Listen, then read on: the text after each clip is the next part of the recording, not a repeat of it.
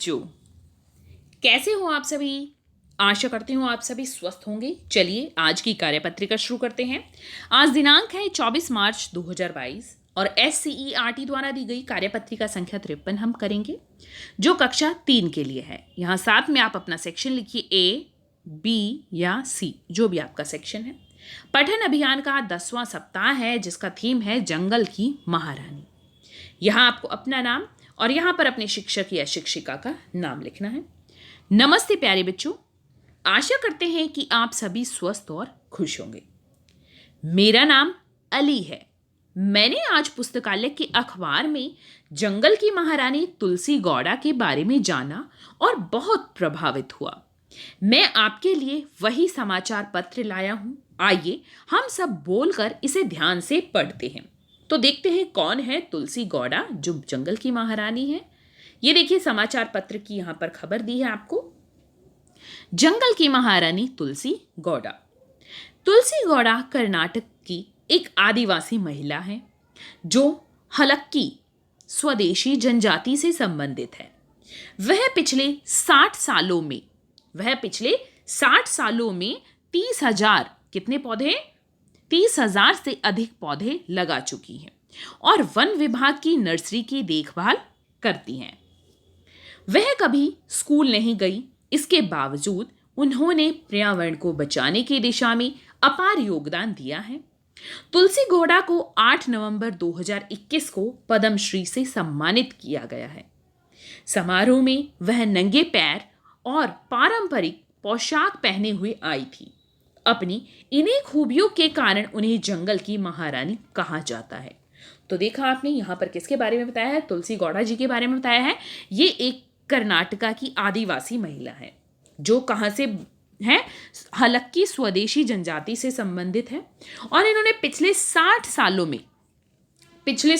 में देखिए कितने पौधे लगाए हैं। यहाँ पर 30,000 पौधे लगाए हैं। जब इन्होंने 30,000 पौधे लगाए हैं तो क्यों ना हम अपने हर जन्मदिन पर एक पौधा लगा दें। तो आप सभी को अपने अपने जन्मदिन पर एक पौधा किसी पार्क में या किसी स्कूल में, किसी हॉस्पिटल में, जहां पर भी आपको जगह मिले वहां पर एक पौधा अवश्य लगाना है और कोशिश करनी है कि आप उसकी देखभाल भी कर सकें। उसे समय समय पर पानी और खाद डालते रहनी, ये आप को अवश्य करना है। क्योंकि देखिए यहाँ पर तुलसी गौड़ा जी ने अपने 60 सालों में 30,000 पौधे लगाए हैं। क्या हम साल में एक पौधा नहीं लगा सकते? तो आपको अपने जन्मदिन पर एक पौधा अवश्य लगाना है। और क्या है, तुलसी गौड़ा जी को 8 नवंबर 2021 को पद्मश्री पुरस्कार मिला, पद्मश्री अवार्ड मिला है इनको। समारोह में वो क्या थी, नंगे पैर आई थी और उनकी जो पारंपरिक पोशाक है उसी को पहने हुए आई थी। इन्हीं खूबियों के कारण उनको क्या कहा गया है, जंगल की महारानी कहा जाता है। प्रश्न 1, बच्चों क्या आपने पुस्तकालय देखा है? आपकी सबसे पसंदीदा पुस्तक कौन सी है? वह किताब आपको क्यों पसंद है, लिख कर बताइए। तो देखिए इसका उत्तर आपको स्वयं लिखना है। क्योंकि अगर आपने पुस्तकालय देखा है, क्या आपने पुस्तकालय देखा है तो लिखिए हाँ, और नहीं देखा तो आप लिखेंगे नहीं। उसके बाद आपको यहाँ पर लिखना है आपकी सबसे पसंदीदा किताब कौन सी है।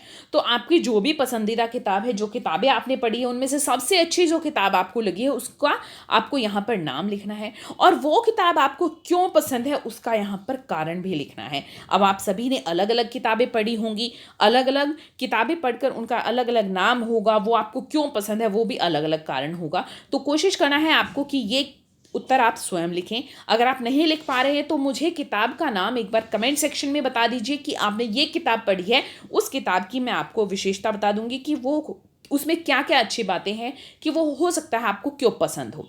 अन्यथा आप स्वयं भी इसका उत्तर लिख सकते हैं। अब है प्रश्न 2, अपने घर के आसपास लगे हुए किन्हीं 3 वृक्षों के नाम लिखिए। तो यहां पर आपको अपने घर के आसपास देखना है कि कौन कौन से 3 वृक्ष लगे हैं। देखिए बहुत सारे वृक्ष हमारे भारत में बहुत आम है, जैसे नीम का हो गया, नीम के बाद पीपल भी हो सकता है, शीशम भी हो सकता है, अशोका हो सकता है, शहतूत हो सकता है। ये बहुत सारे पेड़ ऐसे हैं जो बहुत लगे होंगे। तो हो सकता है इनमें से ही कोई 3 वृक्ष आपके घर के आसपास हो। तो आपको किन्हीं 3 वृक्षों के नाम लिखने हैं जो आपको अपने घर के आसपास दिखे? तो इसका उत्तर भी आप स्वयं दीजिए, क्योंकि आपके घर के आसपास कौन कौन से पेड़ है वो आपको पता है, आपको देख कर लिखना है। अब मैं अपने घर के आसपास के बता सकती हूँ, जैसे नीम का पेड़ एक मेरे घर के आसपास है, एक शीशम है, एक शीशम का पेड़ है, और एक किसका है, आम का पेड़ भी है। नीम, शीशम, आम, ये तीनों पेड़ मेरे घर के आसपास लगे हुए हैं। आपके घर के आसपास कौन से वृक्ष, कौन से पेड़ लगे हैं, आप वो लिख लीजिए। आओ बातचीत करें। प्यारे बच्चों, साथ दिए गए चित्र को ध्यान से देखिए। आपको क्या लगता है कि चित्र में दिख रहे बच्चे एक दूसरे से क्या बातें कर रहे होंगे? अनुमान लगाकर उनके संवाद या बातचीत को ऊंची आवाज में बोलिए और अपने अध्यापक या अध्यापिका को बताइए। अब देखिए, यहाँ पर ध्यान देना है आपको कि आपको इनके जो संवाद है, बातचीत है, वो लिखने नहीं है, ऊंची आवाज में बोलकर अपने अध्यापक या अध्यापिका को बतानी है। देखिए, ये चित्र है, इसमें ये लड़का है और ये लड़की है। ये मुझे ऐसा लग रहा है लड़का इस लड़की से पूछ रहा है कि रीना, तुम ये क्या कर रही हो? तुम यह क्या कर रही हो? फिर रीना कहती है कि मैं इस तोते को इस पिंजरे से आज़ाद कर रही हूँ। मैं इस तोते को क्या कर रही हूँ? इस पिंजरे से आज़ाद कर रही हूँ। अगर आप अनुमान लगाकर कोई और संवाद या बातचीत सोच पा रहे हैं, अनुमान लगा पा रहे हैं और संवाद या बातचीत का, तो वो भी आप अपने अध्यापक या अध्यापिका को सुना सकते हैं, ऊंची आवाज़ में बोलकर सुना सकते हैं।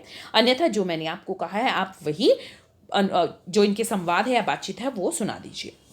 अभिभावकों के लिए सुझाव है, बच्चों को बताइए कि पुस्तकें हमें ज्ञान देती हैं, अच्छी बातें सिखाती हैं और हमारा मार्गदर्शन करके हमें अच्छा इंसान बनने में मदद करती हैं।